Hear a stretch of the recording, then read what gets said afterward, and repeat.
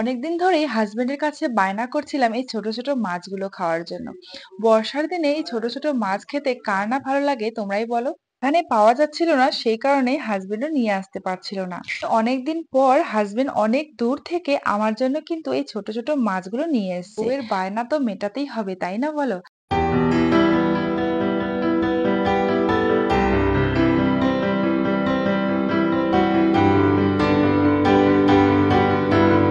Hello বন্ধুরা, তোমরা সবাই কেমন আছো? আশা করছি ভালো আছো, সুস্থ আছো, আর আমিও কিন্তু বেশ ভালো আছি।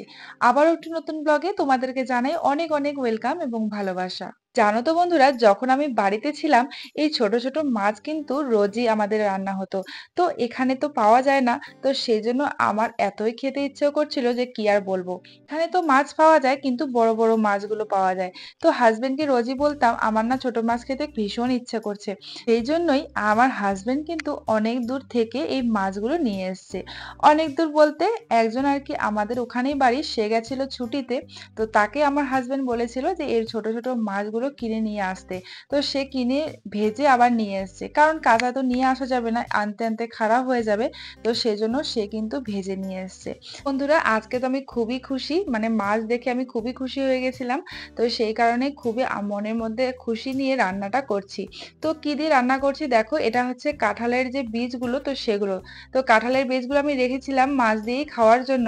আর আজকে যেহেতু ছোট মাছগুলো পেয়ে গেলাম, তো ভাবলাম এই কাঁঠালের বীজ দিয়ে রান্নাটা করা যাক। বিশ্বাস করবে না বন্ধুরা, এত যে খাওয়াটা শান্তি হয়েছিল কি আর বলবো।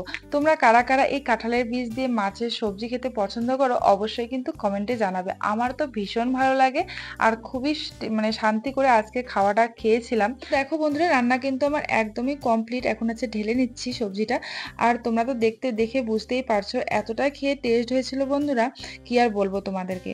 তো দেখো এখন সবজিটা আছে ঢেকে রেখে দেবো, আর এখন কিন্তু ছোট মেয়েকে খাওয়াবো। তো ওকে একটু স্নান করে দিয়েছি, তারপর ওকে ঘুম মানে শোয়াবো আর কি, সেই জন্য ওকে একটু খাইয়ে নিয়ে তারপর হচ্ছে ওকে সবার, দেখো ওকে খেতেই চায় না, কি বলবো আর তোমাদের, অনেক কষ্ট করে কিন্তু ওকে খাওয়াতে লাগে। মোবাইল টোবাইল দিয়ে এপাশ ওপাশ দেখিয়ে তারপরে ওকে খাওয়াতে হয়। তো দেখো মেয়েকে খাওয়ানোর পর এখন কিন্তু বড় ছেলেমেয়েরাও স্কুল থেকে চলে এসছে, তো ওদেরকে এখন খাইয়ে নিচ্ছি। ওরা টিউশনে যাবে, তো সেই জন্যই। আর জানো তো বন্ধুরা, হাজবেন্ড কিন্তু দুপুরবেলা আর আসেনি, আর ফোন করলাম ওকে, ও আসবেও না, ও বললো তুমি খেয়ে নাও। শুনে সত্যি মনটা মানে খুব খারাপ হয়ে গেল যে এত সুন্দর করে রান্না করলাম, ভাবলাম দুজনে মিলে খাবো, তো আর আসলো না।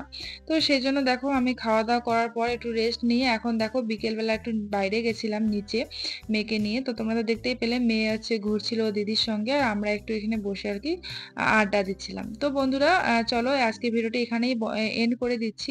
দেখা হচ্ছে আর নেক্সট ব্লগে। কেমন লাগলো ভিডিওটি অবশ্যই কিন্তু লাইক কমেন্ট করে জানাবেন।